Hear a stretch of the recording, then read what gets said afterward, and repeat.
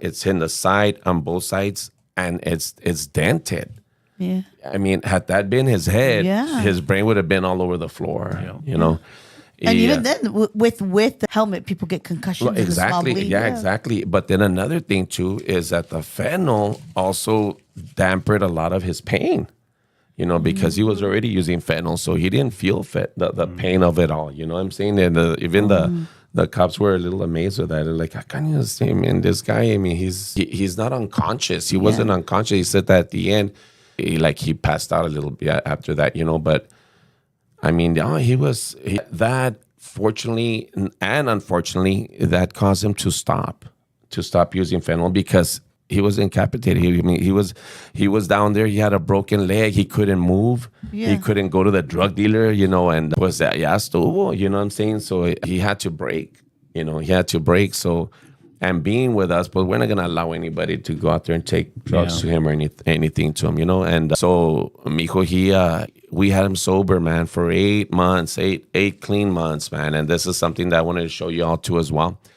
And he cleaned up, and man, he was back to himself, man. He was like a beautiful little dude, man. You know, hey, mijo, let's do this. Yeah, Joey, yeah, I'll go work with you, Joey. I'll do this, you know. Así me hice el huerquillo, you know.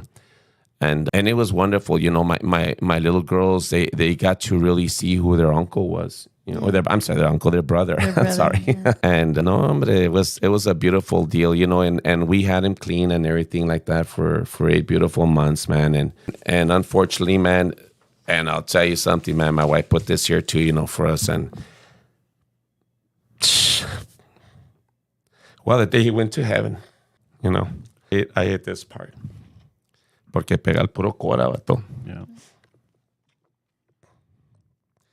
But it was on a beautiful Sunday, brother. And he was up early. And I even have him on my cameras, you know, ahí en el cantón. And, you know, he had breakfast and his mom drove him to work. They talked about his life, man, and how proud she was of him. I would always tell him, yo siempre lo voy a decir, ¿sabes qué, mijo?